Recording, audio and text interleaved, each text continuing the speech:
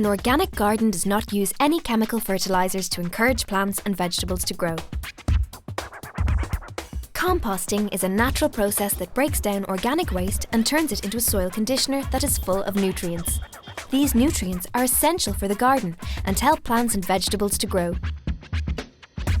In Holy Trinity School in Donamead, pupils separate waste into biodegradable and non-biodegradable waste every day. They collect organic matter like apple cores and waste paper and empty it into their school compost bins. This helps to reduce waste in the school and makes compost for the school's vegetable beds. Making compost requires warmth, air, moisture and a good mix of materials. Items like tea bags, vegetable peelings, grass cuttings, old flowers and straw can be added to the compost bin. It should be filled in different layers, as the air pockets between the different layers will help speed up the composting process. This one is on the top, it's still full of... As the ingredients are placed in the compost bin, they are broken down by bacteria, worms and other insects, and eventually brown compost forms. So what we're going to hope, do you see all the bugs? Yeah. What have we got? Spiders, earwigs. Ants, there's loads of ants. Compost contains two elements, carbon and nitrogen. It can be placed on vegetable gardens, flower beds and around trees and helps to improve the texture and quality of the soil. There are certain things that should not be added to the compost bins in a school. Rats are attracted to cooked food, dairy products, meat and fish, so care should be taken not to add these products to the compost bins. It's important that a balanced mixture of materials is placed in the compost bin so the compost can decompose properly. At Holy Trinity School, one of the compost bins wasn't working properly. Okay, well we emptied the compost bins out this morning and we found some good compost in the bottom and a lot of anaerobic stuff in the middle. In other words, it had lost its oxygen component and it had gone sort of smelly and soggy. So we removed the good compost and what we're doing now is mixing the smelly stuff with fresh shredded paper and fresh garden waste and things like that so that it can rejuvenate and get more oxygen and start the process again. So we're filling one or two of the bins with all that stuff and hopefully by the spring then there'll be good compost for the garden and then the third compost bin will be left more or less empty for the fresh waste coming from the school. At Scoil Linneadh Íosa in Prosperous, the pupils have a community composter. The Green Team has some suggestions on how to make it work more effectively. One of the plans ye had was to stop using the green cones and start using this. Can you see the problem? Yes. All the stuff's coming out and making a mess. And what's making the mess, do you think? Birds. Yeah. So you need some net or something, or maybe little bits of plastic. Right, yeah. Now the other thing is we could do is still use the green cone for the food waste and the paper.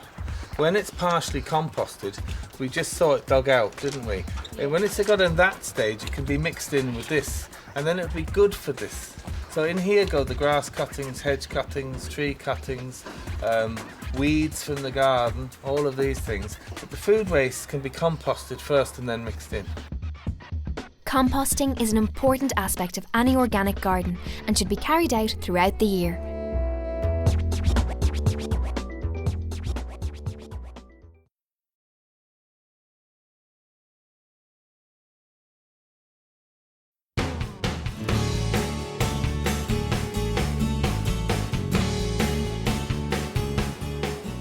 An organic garden can be a welcome addition to school life and provides an additional learning resource for both teachers and pupils. Pupils gain hands-on experience of gardening and the motivation to learn about plants and wildlife. You should carry out a garden audit to help you decide what type of garden will best fit your needs and resources. This garden audit will help you evaluate the growing and environmental conditions of the school grounds. Measure the area that has been allocated for the garden. Examine the type of soil that exists in the garden, as it will determine the type of plants you can grow. Check the potential garden site at different times of the day to see how much sunlight it receives. Look at what types of plants, trees and flowers already exist in the garden and incorporate them into the overall design. Once you have carried out an audit of the existing school grounds, then you can start to plan what you'll put in the new organic garden. Does your school have an orchard or fruit bushes? Give pupils and teachers the opportunity to brainstorm ideas for the garden. Are you all interested in doing the work? There are many different things that can be incorporated into the design of an organic garden. Beds for growing vegetables and plants. A composting area. This will allow pupils to convert organic waste from the school into rich and nutritious compost for the plant beds. An orchard area where pupils can grow fruit trees like apples and gooseberries. A native woodland area or a hedgerow. These will provide a habitat for birds and wildlife. A pond will also help create a habitat for animals and insects. A polytunnel can be used to grow plants in throughout the school year and will provide an additional learning resource. Create a detailed design on paper that defines the different areas of the new garden. Purchase items like hand trowels, spades, seeds and plants in bulk wherever possible to reduce costs. Try to coordinate garden activities so that each class has an area of interest in the garden. Assign different tasks and responsibilities to each teacher and their class, so that all the work in the garden can be shared equally. This means all classes get an equal opportunity to participate in the garden.